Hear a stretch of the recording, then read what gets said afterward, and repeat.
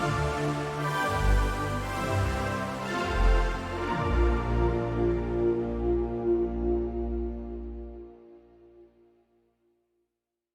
everyone. I'm Karl. And I'm Em. And welcome to our podcast discussing all the latest books. This is our 10th episode, and we will be discussing The Lovely Bones by Alice Sebold. We will be saving our ratings until the very end. We promise to give you all of our honest opinions on all the characters, chapters, and scenarios. We don't mean any harm to any of the authors. This is solely our opinion. We promise, as always, to call them like we read them. Period. Before we start, I'm going to apologize for my voice. I do not feel well. So if I sound like a smoker who smokes 10 packs a day, I apologize. So this book, again, does not have trigger warnings, which we talked about is something that I feel like became more popular nowadays instead of back in the day, or for more dark romance. But this one should have a trigger warning. Very quickly. Yes, especially the very first chapter. I was in the shower listening to this book, and the first chapter hit. And I texted Emily and I was like, we've got to put a trigger warning out because I'm about to cry in the shower listening to chapter 1 right out the gate. It was awful. Yeah. And I kind of get that, like that intense jump straight into it to really grip you. And I got that, but also I thought there definitely should have been a trigger warning at the beginning of the book if we were going to do that. It was definitely needed. So there's definitely that. There is sexual assault. There is murder. There's depression, there's a beating, survivor's guilt, and different things like that. So, as always, take care of yourself and remember to look out for those before you jump in. And spoilers will lie ahead. So if you don't want to hear how this book ends, please pause here, go read the book, and then come back to this episode. I also want to notate that I have not watched the movie in a long time, but I have heard that it is very different than what the book is. So I don't think that if you watch the movie, you will get exactly what we're talking about, but it kind of sort of follows around the same themes and kind of the same idea, just not exact as detailed as we're going into. Yeah, it has the gist, but it definitely does not go into detail about several things that were very important in the book. So, for example, like the mom and their relationship and stuff like that. So, but you do get at least the gist of it. So just before we start into the first chapter, I want to read just the short little, it's not really a prologue, but it kind of is. I mean, it's how the movie starts too, so I just want to read that real quick. Inside the snow globe on my father's desk, there was a penguin wearing a red and white striped scarf. When I was little, my father would pull me into his lap and reach for the snow globe. He would turn it over, letting all the snow collect on the top, and then quickly invert it. The two of us watched the snow fall gently around the penguin. The penguin was alone in there, I thought, and I worried for him. When I told my father this, he said, "Don't worry, Susie. He has a nice life. He's trapped in a perfect world." It seems so innocuous. It doesn't seem like it's going to be a big deal or a cute little story about her childhood. Happens to her. I was saying, then literally the opening line is, "My name was Salmon, like the fish, first name Susie. I was 14 when I was murdered on December 6, 1973. And you're like, oh, so it's not going to be a cute little happy book. Okay. Yes. I will say, jumping into chapter 1, I found it really interesting, her talking about seeing the girls that were gone missing and like their stories in the newspaper and how it was before the time that kids were on milk cartons and stuff. I found that really interesting, it really set the scene for me on how long ago it was. I didn't realize that in the 70s, they didn't put kids on milk cartons even. That's crazy. So that was news to me. I was surprised. So we're going to go chapter by chapter per usual. And I'm just going to let you guys know up front, I was not a fan of the book. I know I usually save the ratings to the very end as far as all that goes. So I will tell you my star review at the very end because it will probably shock you. But it was just really hard for me to read. I just couldn't get past of her being in heaven when this was such like a real story. It just was hard for me to, I guess, go back and forth between the realism and the fantasy. It was just too much flip-flop for me. So I agree. It was really hard for me. It was very philosophical while also talking about a serial killer. And I do get it to an extent how, as a woman, as a young girl, you could think like, oh, that could be me. And how that could then, throughout your life, you're thinking about, oh, that could still be me. When you see another girl, an older woman or whatever, and how that is still sort of, I get like the philosophical thought behind it. So I can appreciate that. But I do agree that it was much more fantasy. I guess that's the best way to put it. Like the way that the heaven was written was very different, in my opinion, than what I believe. So it was just, for me, that was a little difficult for me to write. Honestly, if it was just all real world stuff and then it talked about her heaven, I probably could have been on board with it. I get why it was written the way it was, but yeah, and I would even agree, maybe even if we started in her heaven and Mhm. explained what it was or whatever, and then it was like, but this was my life on earth, and then she, you know, or something like that. Even and this is what happened after my death or whatever. Yeah, like I could definitely see that being more logical for me too. I also, and this is jumping ahead, I'm sorry, but I always jump ahead if y'all haven't noticed that. But anyways, talking about the possession that she does at one point of Ruth really threw me for a loop. Like I was like, whoa, what are we doing? Not only did she possess her, but then she had sexual relations using Ruth's body. I was really freaked out by that. That feels non-consensual. I don't appreciate that. That was weird for me, but so I do get those elements that made it hard. Yeah. Yeah. Yeah. If it would have established it first as probably more of like a fantasy La La Land kind of thing, probably would have made me. I feel like if, for example, you know, because heaven is a religious thing and heaven is very defined within several religions, I think that's where it went wrong, because I already have a preconceived notion. So if it had been an actual fantasy land like Hogwarts and she created it entirely, I might have been able to get more on board, if that makes sense. Yeah.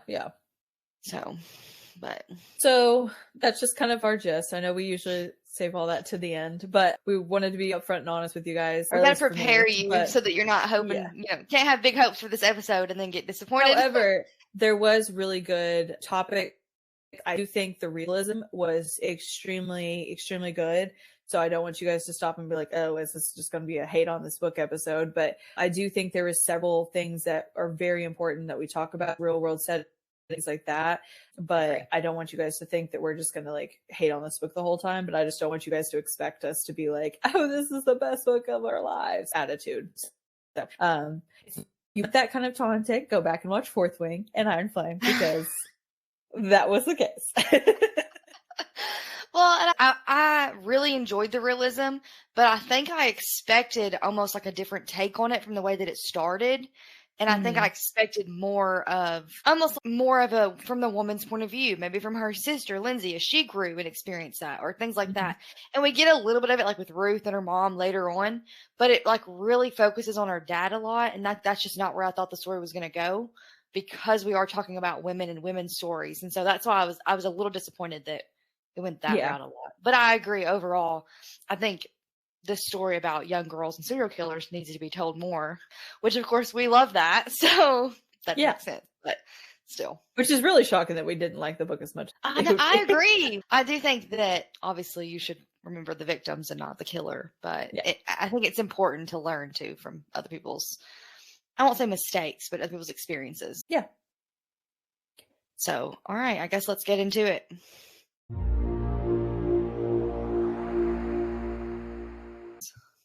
So chapter 1, we start off with an introduction.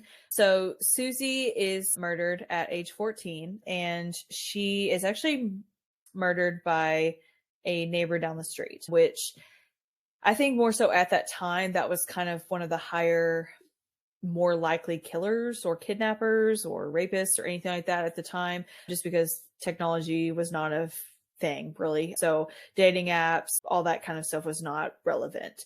Somebody you knew usually. I also feel like maybe kids were not as crazy as what they are nowadays, just from my outside perspective. I feel like kids is crazy. Well, I just feel like the parties are a lot like more out there than what they were before. I mean, even when I was younger, I don't feel like at 14 a lot of the stuff that goes on nowadays is what happened when I was younger. So I imagined it even more so farther on back. I mean, of course, there's still parties, there's still drinking, underage, stuff like that, but I just don't feel like it was as out there as what it is now.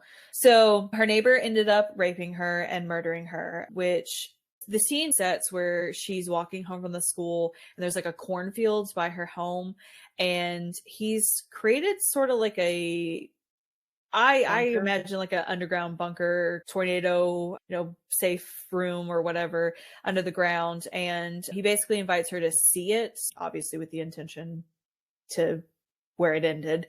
For her to never see anything ever again. Yes.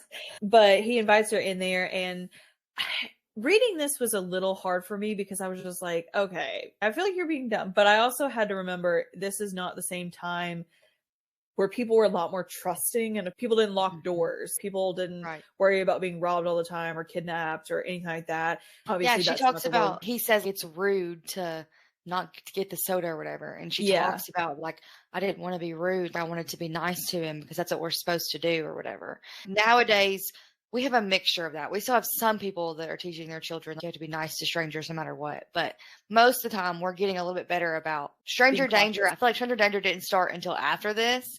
And partially because of these stories, I'm sure, is partially what happened. But what led to that? Oh, hey, maybe strangers are dangerous.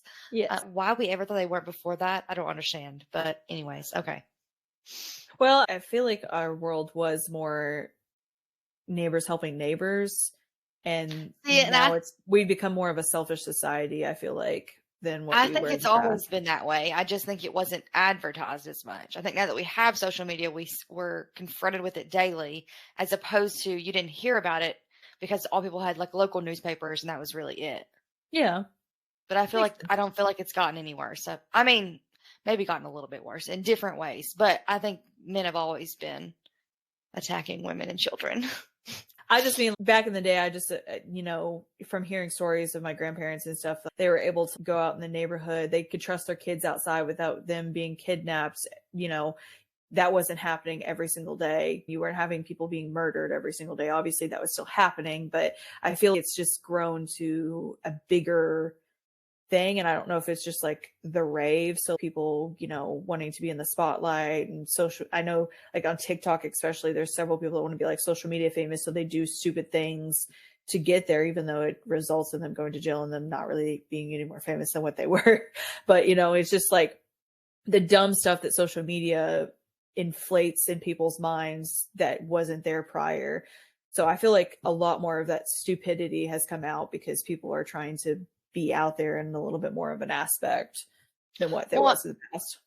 Yeah, what I was going to say, I think too, obviously it's different in urban areas and rural areas. Mm-hmm. So we both live in cities now, so obviously we see it a lot more often, as opposed to where I grew up when it was a smaller town. It was still like that. Your kids could play outside. I walked all over the town and never once thought, well, I did eventually, but never once thought, my mom didn't think nothing of it. My friend's mom didn't think nothing of it. But in reality, it was dangerous. We shouldn't have been doing it, but we did. But I think that's part of it too, is the building the cities, and you get more and more people together. So statistically, it's happening more and more often rather than you're spread out. You know what I'm saying? It's little suburban neighborhoods are a little different. Well, fun fact, I grew up in the same town, and apparently, so my mom used to, work after school. And so me and my brothers would be at home by ourselves for an hour or so.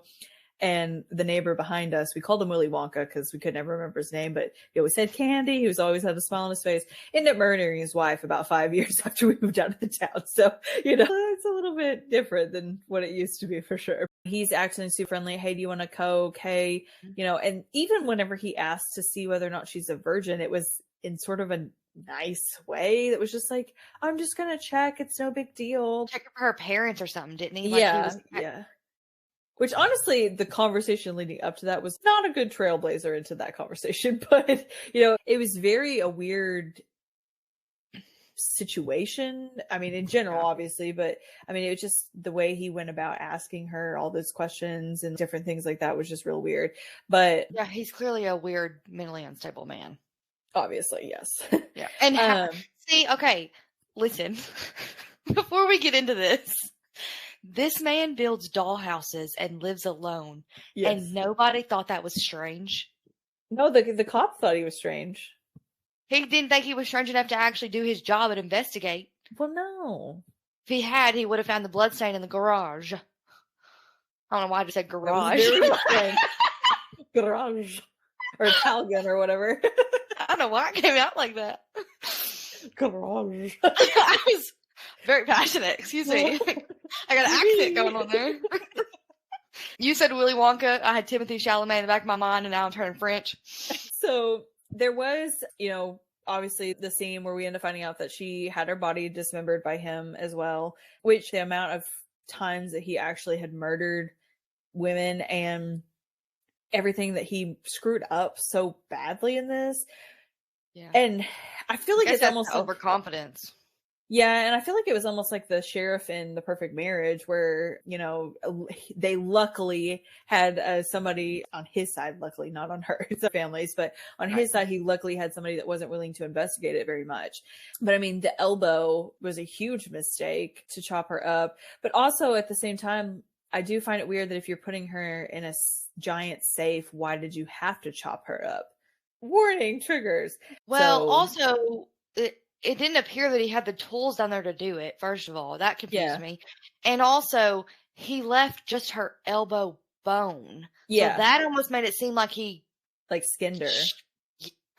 not even Yeah, just skinned. I'm gonna throw up, but not even just skinned her, but literally pieces, almost like you put her in a vat of acid and had just bones. But then that wouldn't make yeah. sense with the rest of it. So that was a little confusing for me. And maybe that's like my criminal mind side coming out, and I'm thinking Yeah. like logistics, how this would actually happen. So that's creepy, but I don't know. That just the elbow bone didn't make sense to me. Yeah, And I again, also how thought he that. left it. However, I also wonder though if that dog had chewed the skin off of the bone and sorry, I didn't mean to go so graphic. Okay. But Anyway, anyways, so then we also the other thing too is the books and the notebooks and like all of her belongings that just like yeah. all of a sudden randomly appear. I don't understand how he's murdered that many people and made that big of a coloss. I understand like maybe a blood speck or maybe hair or so even the elbow, even I can kind of sort of see that maybe he forgot to pack it in the bag, but her books and all of her belongings she brought with her, I just don't understand. Well, and on top of all of that, the one thing that really sealed the deal for me is the fact that he brings the sack that he brings that literally is leaking her blood. And that's how they found so much of her blood to know that she was probably dead. And it's like, you would think you would have, I mean, this is morbid, but you would have tested out a couple materials to make sure you're not leaving behind additional evidence. Like, even if Yeah, you had to use 14 bags, you would still figure out a way. You know what I'm saying? Like, I feel like you'd figure out a or even way to like a not leave tarp or behind something. something. And so that was weird to me. So he left all that blood at that scene, and then also he puts the bloody bag in his garage. So it didn't make that part to me did not make sense And because I felt I think like the only thing I can get on board with is that maybe he just got overly confident to the point where he's like, I'm never going to be caught. it would So let have me to just, be that. or But maybe even he was then, wanting to be caught. And so he was just leaving a bread trail. no, I think maybe it was just overconfidence. Which I mean, clearly he got away with it so many times, so he probably was overconfident. But we'll talk about how he died at the end. So then we also kind of get the scene where the officer arrives at the parents' house and says, oh, there's still hope, even though we found a piece of her elbow, which honestly should have been fired. He was very not competent enough to do his job. But Which this is skipping ahead, I'm sorry, but when they find the hat mm-hmm. and he brings the hat to their house Yeah, and he tells them, and he doesn't do it in the movie, but in the book, he tells them that there was saliva on the hat to yeah. indicate that it was stuffed in her mouth. I would have, if I was mom or dad, I probably would have strangled him for telling me that. Like, are Well, you my thing is serious? if they found What the does that hat, do? well, I feel like if they found the hat, I would have been like, okay, there's a chance she's still alive. But if I found an elbow, I would probably know that she's probably dead. Where it was reversed, so that was the part that was really confusing to me. Yeah. You're gonna say, "Oh, there's still a chance," even though I found her elbow bone, but there's definitely not a chance now that I found a hat with saliva on it. And So not even just the elbow, but they found the elbow bone and a ton of blood. Which, yeah, so in the movie, actually, they fixed that mistake. In the movie, when they find the elbow and the ton of blood, they say at that point, I think she's dead. yeah, In the book, though, you're right, it doesn't. It waits until the hat scene, which is an awful scene. I cannot believe that I can believe that some man was so incompetent that he would tell the parents that there's saliva on the hat, which indicates it's been shoved into her mouth. yeah, I can believe that. That's unfortunate, but I can believe it. yeah. I Well, and cried. then Not gonna lie. I cried at the very first scene. I was crying in the shower, and then I cried again when that scene happened. And I cried angry tears later on. But those two got me. I was like, ooh, wee. Mm, mm, mm, mm. well, and to be honest, I mean, as far as the hat with the saliva and all that. They still didn't want to tell Lindsay, her sister, any of the truth still, which is, and really even like, I mean, Lindsay knew the truth by the second chapter, but then they just send off their son to go to a friend's house and act like it never happened. And I don't know if they wanted just to avoid his heartache or prolong his heartache, or I don't know. I don't really understand that concept whatsoever, but They say they said that he was too young to understand, and then it's like 2 weeks later that it's Christmas, and they tell him at Christmas time, and he understands just fine. Yeah. I was like, and they like go into detail too. That was, yeah. It was So, weird. We end up finding and also, why would you not tell Lindsay when Lindsay could be at stake too? She is the next potential victim in your family. Like, you should be looking out for her next and saying safety. You know what I'm saying? My thing was more so asking Lindsay questions, because as a sister, I feel like she probably knew a little bit, even if it was just like because she was a nosy sister or anything like that, knowing something about Susie that could possibly lead them. I mean, obviously in this case it wouldn't have helped anything, but she may have been like, yeah, she hangs out with so and so and so after school, or oh, she goes down to the local grocery store and gets a soda pop every day, or something that would indicate what her habits would be, to maybe find other people. Yeah, I agree. Also, I will say, watching the scene in the movie, obviously because it's written from Susie's point of view, so we don't get it in the book as well. In the movie, it flashes back and forth between what's happening to her underground and the family sitting at the dinner table having dinner without her. And I cannot imagine what that must feel like afterwards, to have the realization that we were sitting here having dinner as a family while our daughter was being assaulted and murdered. Mm-hmm. And we knew for the rest of your life, I would never have a moment of peace. I'd be thinking, is something else happening while I'm sitting here drinking my Kool-Aid or whatever? Mm-hmm. I don't know. I would have been for the rest of my life on edge about it. And it was literally not like worlds away was this happening. It was 2 blocks away that it was happening. It was on her walk home. And you had no idea. And that just broke my heart. Man, that tore me up. Yeah. Well, and then we get introduced to her heaven. And so in her heaven, she basically can create her own version of it, I guess is the best way to say it. So we get introduced to Holly, which is her heaven roommate, is what I refer to her as. And then Franny, which I imagine like a house mom, where she's just there to be a guidance throughout the process and everything. And in that heaven, she's able to watch everything after she has been murdered and see what's going on. So we end up finding out that there is a note that is discovered in one of her notebooks that was discovered from a boy named Ray, and he had a crush on Susie, and he becomes the first suspect because of this note, but very quickly it's uncovered he had an ironclad alibi, so there was no way of it being him in general. Yeah, he was out of town with his dad. Yeah, and then she talks about how when she passes through her other classmate, Ruth, and Ruth becomes very detrimental to the story. But when I first started reading about her, I just thought it was just a side story. I was very confused of why it was brought up at first. Of course, obviously it started making more sense, but at first it was just like, nah, okay, let's just add this in. I was going to say, and a big difference in the book and in the movie. So, for example, the heaven in the book, it's like a high school. It's what you would expect a 14-year-old to think what's going to happen the next day sort of thing. In the movie, it's not. It's like the woods at one point, and then a sunny field, and more of magical places, comforting things, pretty things, landscape almost. And the book's not like that at all. It's a high school, and then they get their own duplex, and it's a weird adventure we take there. And then with Ruth, yeah. And then with Ruth in the movie, she is a side character. We don't get into any of the details with Ruth. It mentions her, and we see her a couple of times, and we see that she's an outcast, and then her and Ray get close.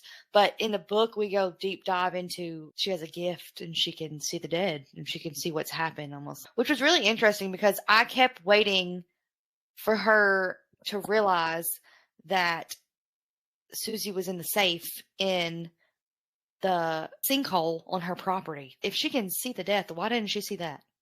So I'm going to be honest. This is what I personally thought. I thought that this story would have been way better written if it, instead of having Susie's after heaven thing, if it played more into Ruth being like a Nancy Drew for the dead people. And then she pairs up with Lindsay and they both hatch a plan to try to identify who the murderer is. I feel like would have caught my attention more of a Nancy Drew vibe rather than the way it went.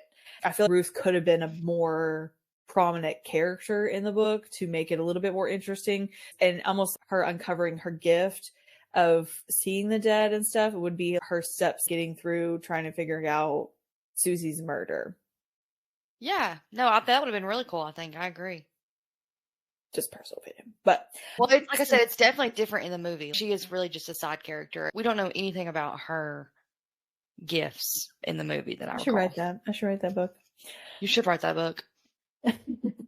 I can edit it. I can complain. I actually have like 6 or 7 book ideas. I just write down the ideas as they come to me and then never write them.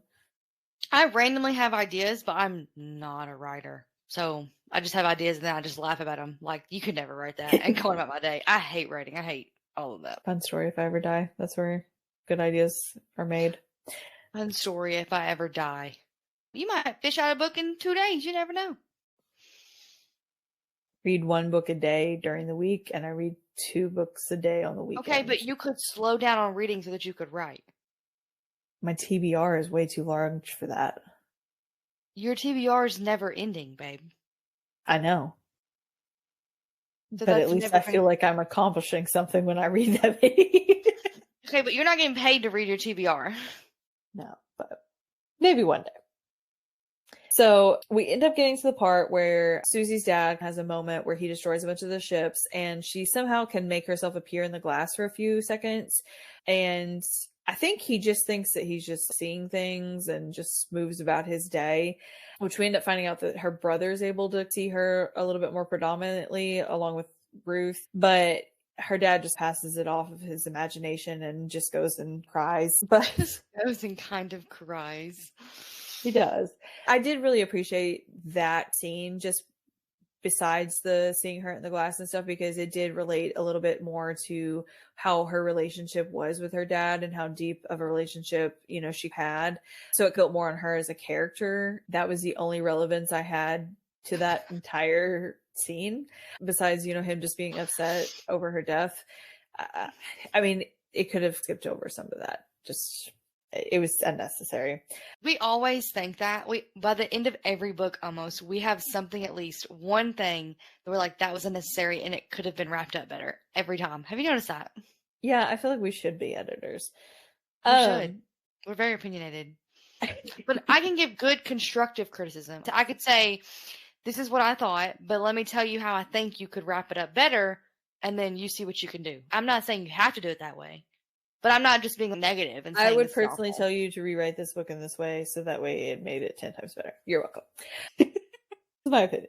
That's all my opinion here. So we get to the part where Mr. Harvey gets rid of the body, which it seems because of all of this, it was several days later, which I feel like if you were really trying to get rid of somebody, and I feel like that's another mistake on his part that just didn't make. Honestly, this book was written like he was a first-time serial killer. It was. I agree. 100%. In the movie, he doesn't get rid of her until a little while, like a while after. Yeah. He doesn't get rid of her until he's about to get caught, I think, in the movie. Well, especially because you're in the neighborhood and you're seeing these cops go to her house and start asking questions to neighbors. Would you not start panicking and be like, oh, probably should get rid of the body? Okay, but listen. The fact that some young girl died, we found one little body part, which means she had to have been transported. And some lonely man, wanted to put a big old safe in your sinkhole, and it never once crossed your mind that the young girl could have been in the safe. That's the first thing I would have thought. Well, I think that's based off the times, though, rather than yes, it would make sense. That's stupid. But that's stupid. Why else would he be bringing that? Like, what ironic timing. A safe, too, of all things. It wasn't like he brought a refrigerator. Didn't he have the safe chained up, too, though? So, okay. So, in the book, I believe it is chained up. And it's the way they put it into the sinkhole in the book is different than the movie. In the movie, it's not chained up, and Ruth's dad actually helps him get it across a good distance to get it into the hole. So I just find it that weird, but at the same time, I just feel there's so many mistakes. I just find the whole thing just, and I mean, his last mistake he makes after he throws her into the sinkhole is he keeps her bracelet and then just takes one of the charms off of there. And I mean, I get he wanted like a souvenir because most serial killers do, but I mean, at the same time, it's too many mistakes. I mean, it's like 7 or 8 mistakes this man has made, and yet nobody still caught him. Like, and well, I like with this many mistakes though, I feel like he had to have made more with other murders in other areas. Yeah, I agree. I don't know if that was part of the author's point, if she wanted to show the compulsion into how it would override your common sense. I don't know if that was part of it or not, or if I just assumed that was part of it. Because we even then, this is jumping ahead a little bit, but later on when we finally connect that it was him that murdered other people or whatever, it's through some biker whose mom was friends with or it was his mom that died. It's so random, but the one thing that connects the man is the dollhouses. And I was like, okay, if the dollhouses is what connects this man, y'all had to have known he was weird. That is not normal. So how did we get all the way here and nobody else ever thought that might be him that had done the murder? I don't know.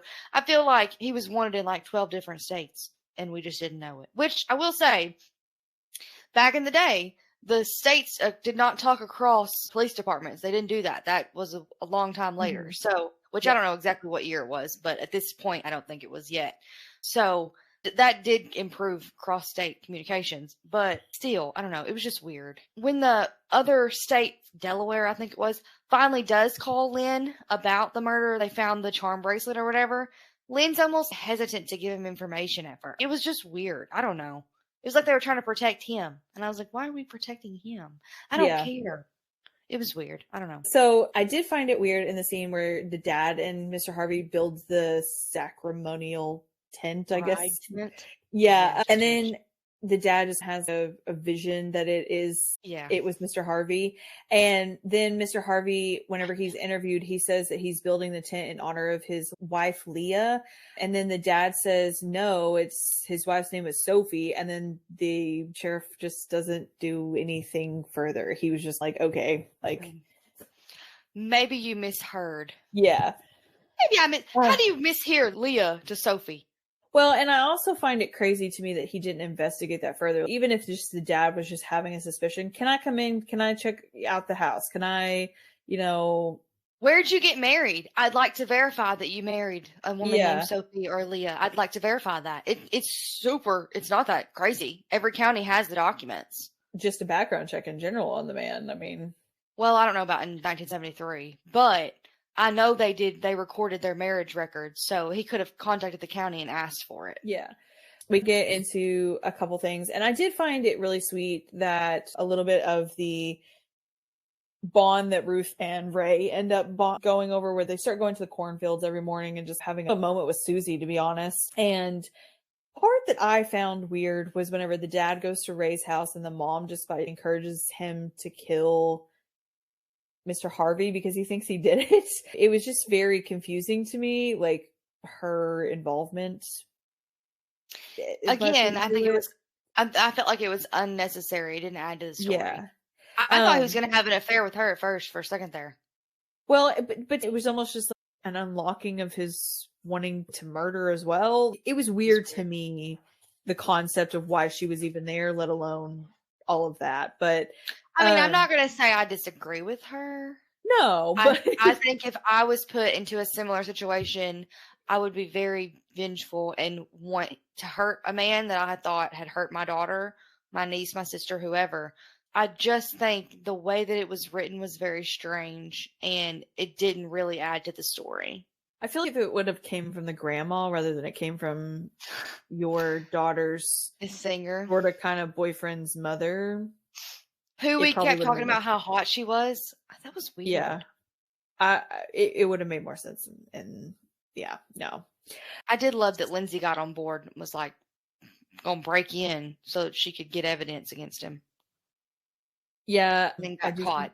I do think it was a little risky, but I agree. It was definitely risky. But that was, again, she did that on her own, trying to make Dad happy instead of, actually planning it out with Dad. Dad could have kept the man distracted while you broke into his house. You know what I'm saying? We could have worked out something better there, but whatever. Because that's part of the story. We end up where Susie gets to see inside of Mr. Harvey's head, and it's him dreaming about different buildings and the night of Susie's murder. It goes into how Harvey's dad and where that came from. But I honestly, all of that, still getting a little bit of his background, still didn't justify murder. Like, it was still a lot more than what it should have been for me. I feel like there should have been a better backstory of what led him to want to murder than it was in that scene, at least. Maybe that was the point, though. He was just crazy enough to believe that was good enough for him to murder. Maybe that's the point, is that you don't have to be tortured as a child in order to grow up to be a murderer. I guess that's a good point. I don't know. Regardless, though, again, I don't feel like it added to the story. No. Same with the story about Susie driving her brother to the hospital after he swallows a stick. That was unnecessary to me as well. And Grandma told her, you're going to live a long, healthy life because you saved your brother. And then, boom, murdered Grandma. Because it wasn't karma, it was a man.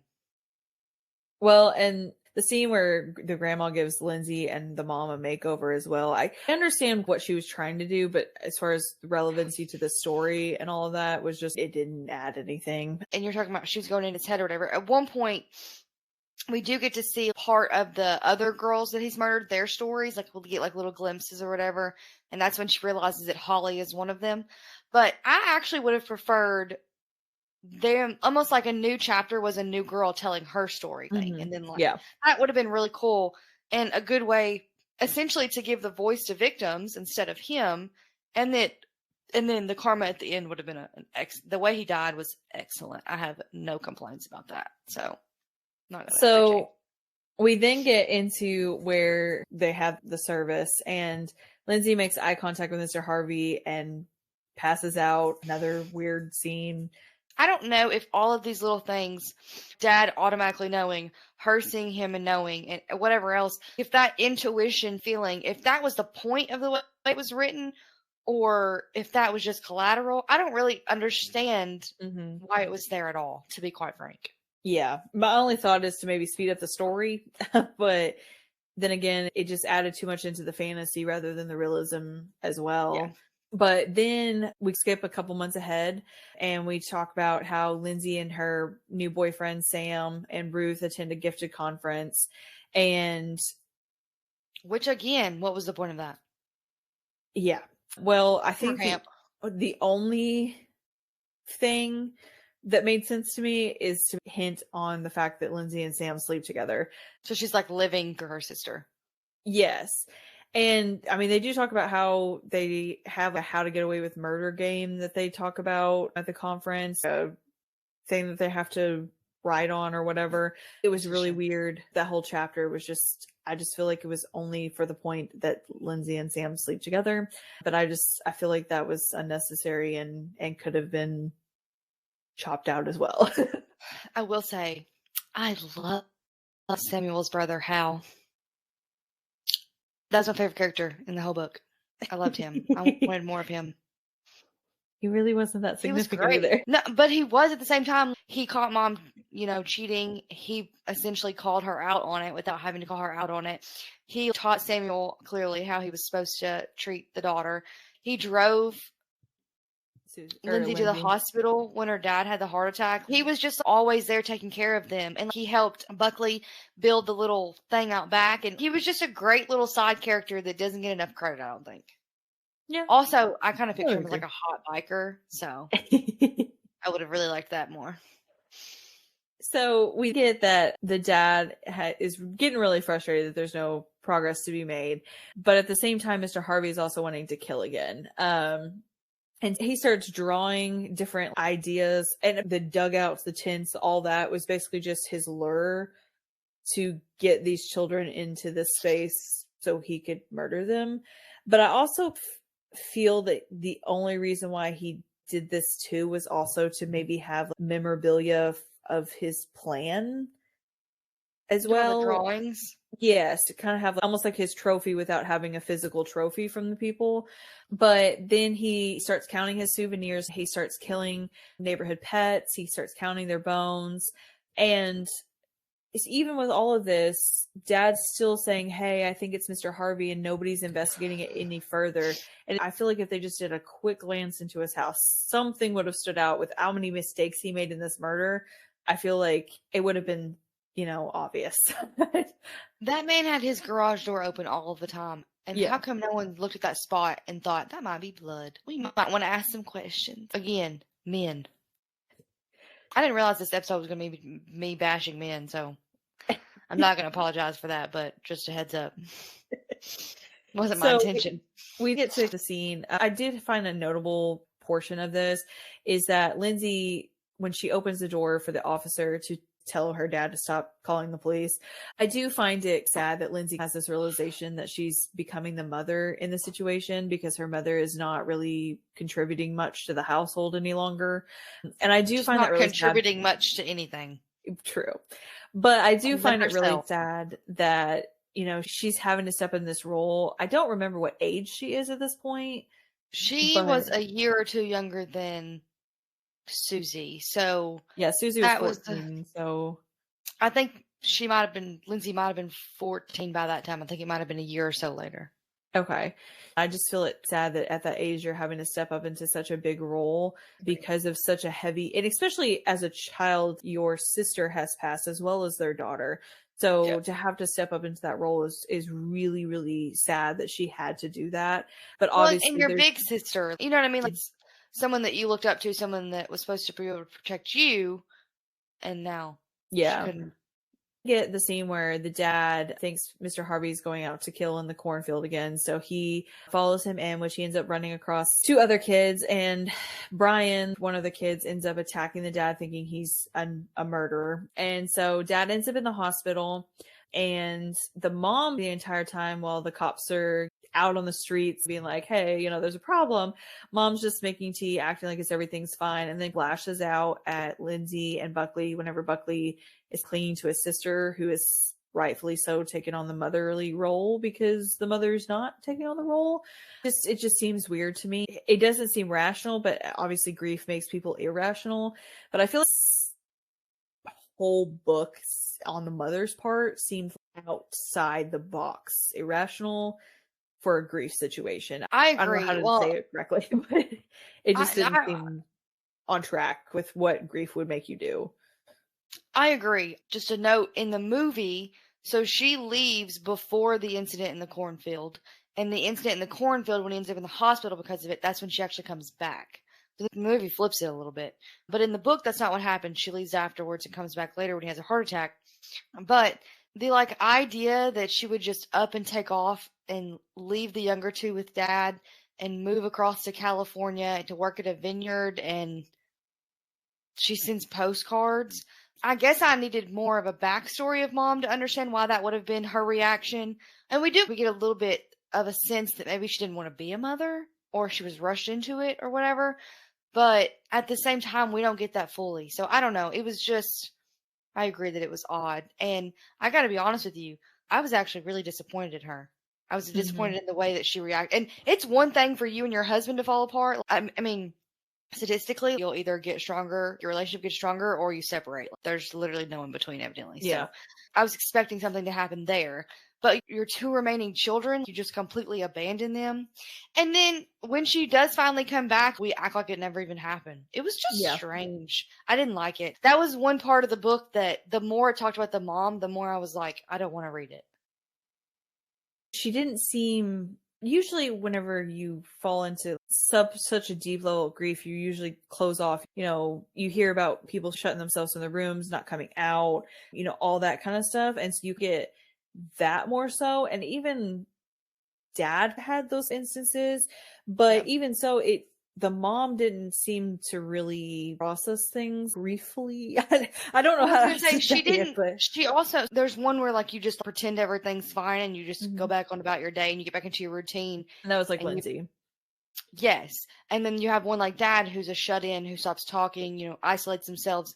And then we have mom, who decides, yeah, I don't want to be a mom anymore. I lost my firstborn, so screw the last two, and just goes on and does whatever. And I was like, Well, and that then was her mother moves in to pick up her slack. It's almost like I lost one child, so I'm going to lose all three. The process almost, she was my favorite child. I lost her, so I didn't really care about the other two as much, so I'm just going to move away. It was how it just like came across to me. I gotta be honest, I almost took it as like she didn't really care about any of them.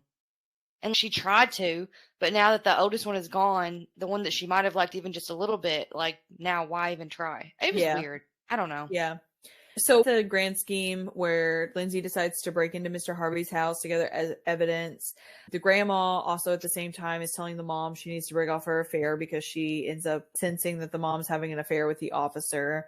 And then in response, the mom's like, hey, can I stay at your cabin? And the grandma's like, sure, here's my keys. It was, I don't know. I didn't like it. I didn't like it. I didn't like that side story. I didn't think it added anything to the story. Instead, I think it just made it worse. I was very disappointed, and I believed that I got the impression that Lynn was more worried about trying to sleep with the mother than he was about doing his job. And that actually made me angry. 100%. It wasn't like that in the movie.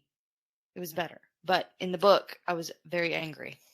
I do find it weird that Mr. Harvey in one of the chapters speaks about how he knew of Lindsay's plan and stalked her at the same time she was stalking him to kind of learn his pattern. He was trying to learn hers because he at that point had it in his mind, I guess, that he was going to murder her.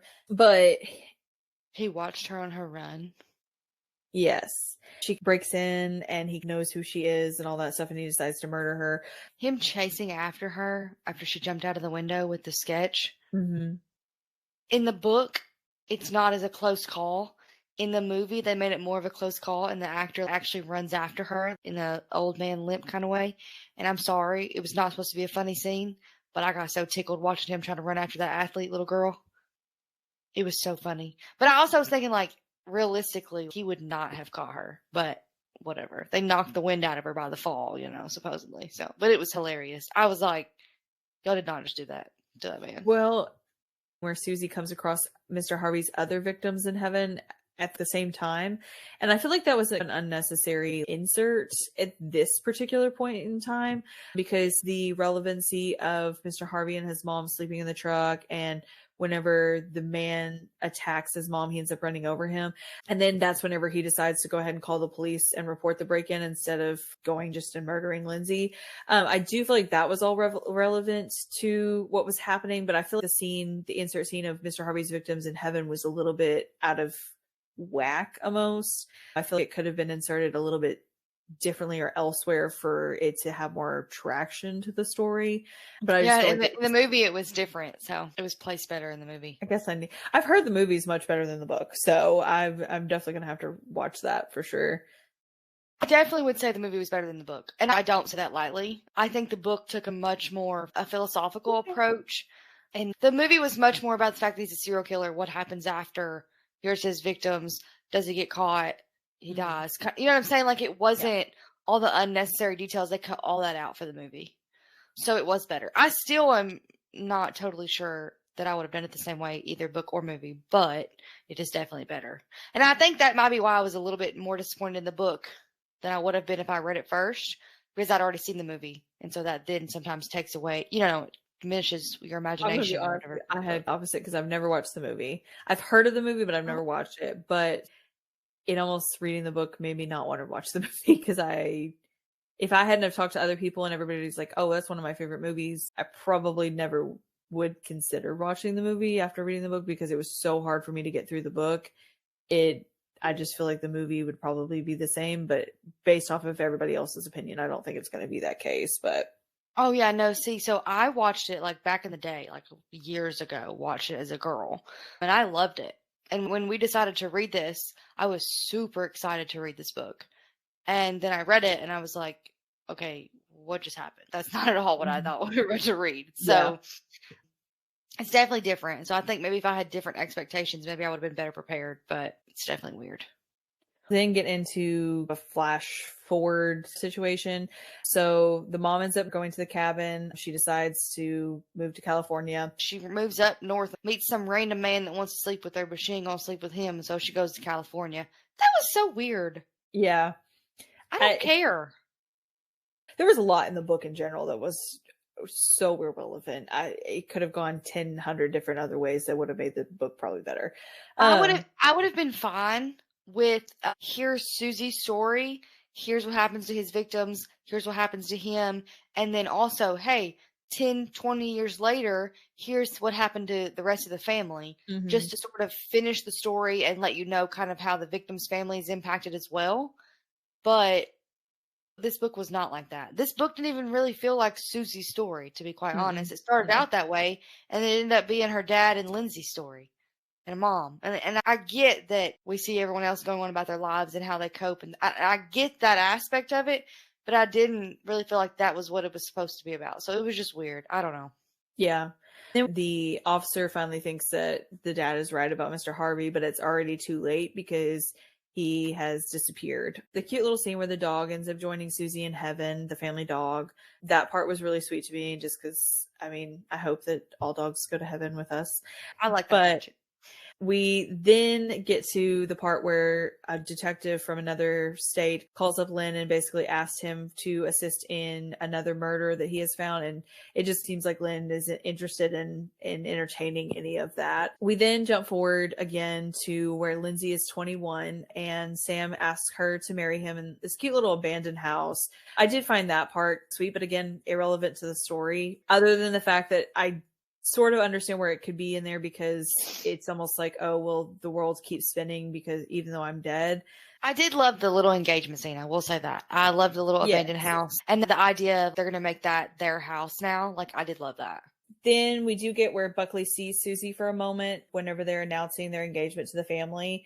So, I mean, there's a couple cute scenes. Still weird to me, though. It's never really explained how he can see her, why he can see her. It's never really explained what that is. Because at this time, Buckley's like 14. So, like, maybe I could get on board with in their childhood, they can see ghosts and things like that. Yeah. I could get on board with that storyline. But like 14-ish, hard for me to get on board with that. But I agree. We then get where Ruth moves to New York City and Buckley starts a little garden. He has a little bit of spat with his dad where he tells him to move on, and his dad ends up having a heart attack. And I find it pretty sad, but I also feel like maybe it plays into the fact that in my mind, she's almost frozen at age 14. So that immaturity where she kind of wishes her dad would die and join her in heaven. I mean, realistically, somebody who'd be mature, I don't feel like would have that thought. But, you know, at 14, I can kind of understand where she's like, hey, I'm lonely. I miss my people. I wish they died so they come and be with me. I did like the little scene where Susie's seen her grandpa in heaven. You know, I did find that really sweet. I did find it weird, though, that after the heart attack, the mom goes into work and finds a message on her phone about the dad having a heart attack. I do find that weird considering she's kind of at this point in my mind been away for some time. So is she still his emergency contact? Like, you know, and she just jumps on a plane and goes like it's that important to her after she's been gone for all this time. Yes, that it was very weird. And then at the same time, Lynn decides to all of a sudden appear at the hospital scenes and be like, oh, I've uncovered new evidence for you guys after he's had a heart attack, you know. But I also find like he did that strategically to maybe see the mom again. But that's just me. Which is pathetic because actually when she took off, she left him too. Like there's only like 2 scenes where she actually cheated.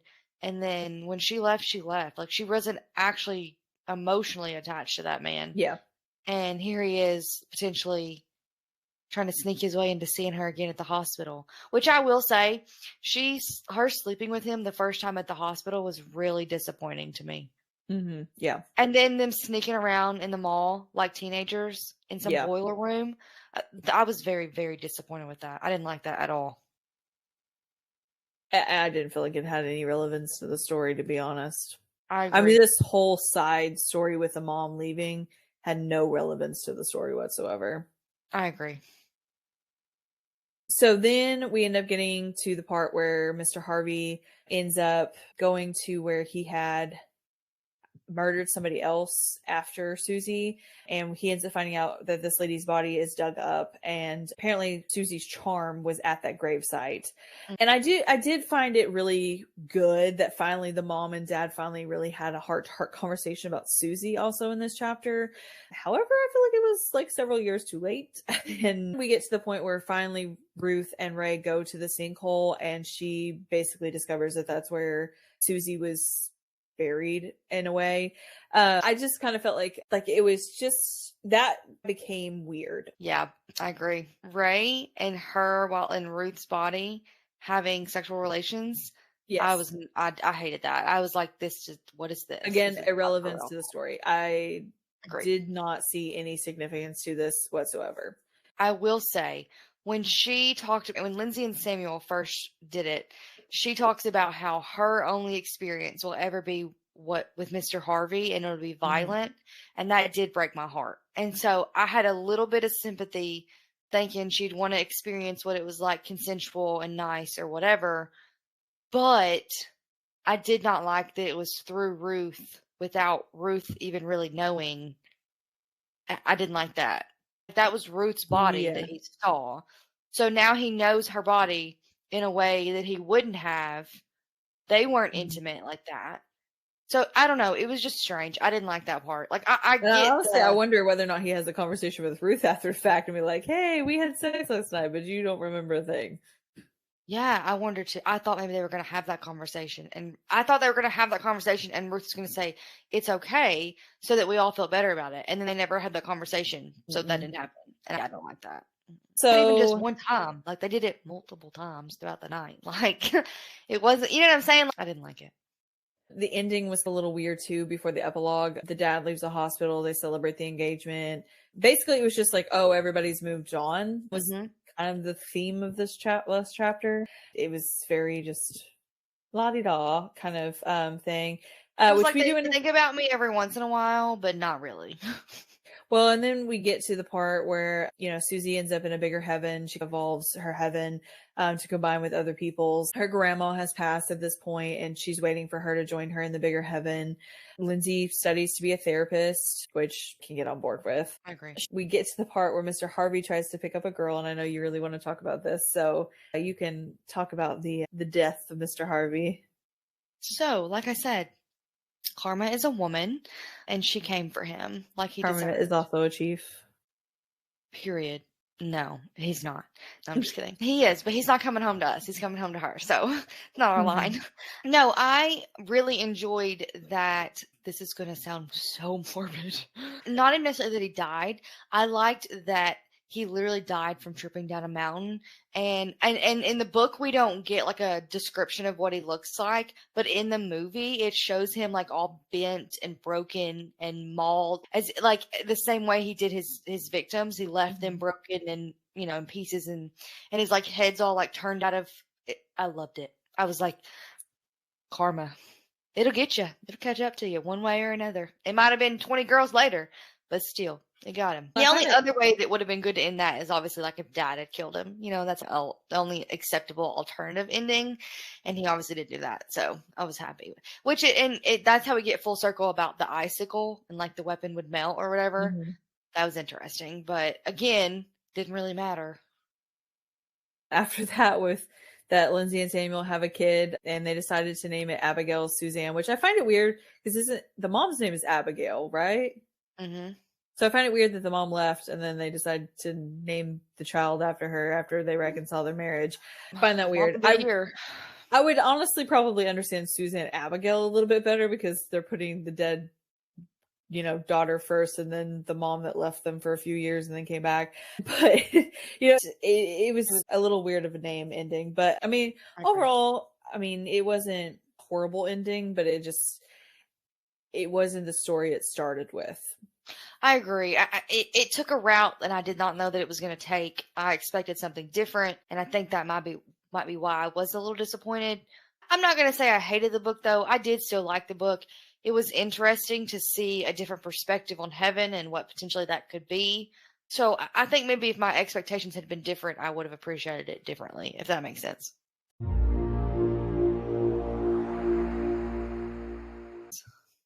So my actual rating is probably a 3. And I really hate that. I hate to give a 3 or lower at all.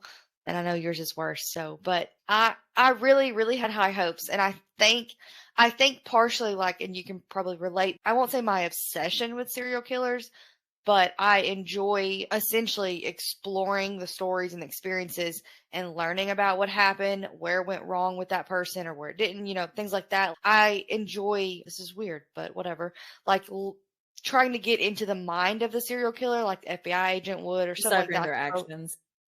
Yeah, like a profiler. And I really had hopes that like this would kind of do that a little bit to show us how we got there. Concentrated on the victim for me. Yes, either we're trying to explore his mind or we're trying to give the victims a voice and tell their story and actually tell their story, not like, hey, Susie died and here's what happened to 10 other people. That's what it really bothered me, I think, about it. So if that had happened at a higher rating, or if maybe I had better, clear expectations going in, I would have given it a better rating. But for me, it was definitely a 3, and the movie is better than the book. So you want to go ahead and tell them what yours is now?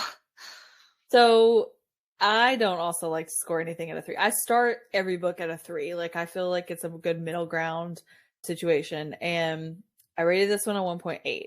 It just, honestly, if it was easier for me to get through and had less of like the fantasy aspect, I think I would have. You did have a really hard time getting through it. I mean, like, you were texting me while you were trying to read it and you were like, I'm struggling. I can honestly say there has never been a book in my entire life that has taken me more than like a week to read it. And that was because of like time. I didn't have time to read it.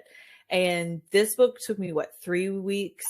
And I had to actually get an audiobook, and I hate audiobooks. That's the last case scenario. And I actually had to get an audiobook to listen to it, to be able to actually make it through, to understand even what was I had to reread chapters after chapter after chapter, and even me annotating and stuff like that, trying to decipher it, was still not working for it to click in my brain what was happening. And again, I think it was just the swapping back and forth and everything. However, I do think if she would have focused on one character in the book, even if it was not Susie or Mr. Harvey, I think it would have made the book better for me.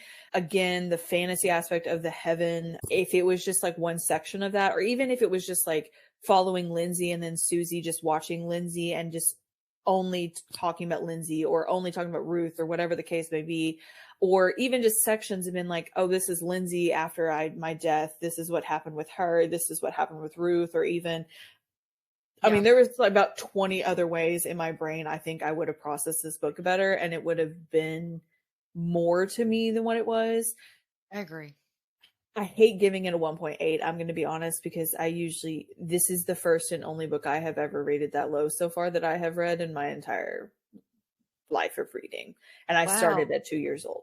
So started at 2 years old. I mean, this was really hard for me to get through. And like I said, if I had read this book first, I would have never watched the movie if I did not get other people's opinions that the movie was way better. So I probably will still give the movie a chance, but it was very hard for me to it was too much almost, but still too little at the same time. I did appreciate Lindsay. I mean, she was very strong for her family. I feel like almost Lindsay, in a way, was trying to solve the murder to bring her family back together and make her family whole again. But I agree that I think she thought if she could figure out who did it and there would be justice, there would be some sort of resolution, and they could actually move on past only once that happened, kind of thing. I don't even give it 0 stars. A 1 is the lowest of my totem pole. So a 1 is like the lowest of lows, but it got the 0.8 because I do feel like the concept was attempted to be there. And then I do feel like there was certain characters that their story did evolve. It just wasn't focused on them enough for it to really get there. But I did feel like there was a couple characters that I did enjoy. I would have loved to have seen more Hal. I feel like she had too many concepts that she threw into this book to try to make it good, and she should have stuck with one and just stuck with that.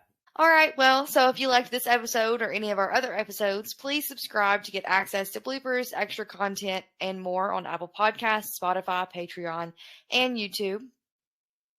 We're also on several other podcast platforms, but there's honestly too many to list. But you can also send us some book suggestions, comments, general inquiries to our email, like we read them, at karlandempodcast.com. You can also check us out on Facebook, Instagram, and TikTok. We appreciate you guys tuning in, and we can't wait to hear your guys' thoughts. Next week, we'll be discussing The Twin by Natasha Preston. We're going to have a ton to say about this book. Especially me. This is just a little intro to it. Iris is watching me from the window, but she's not in her bedroom. She's in mine. So stay tuned. You should definitely tune in next week to hear our thoughts about this book. And as always, we promise to Karl 'em like we read them.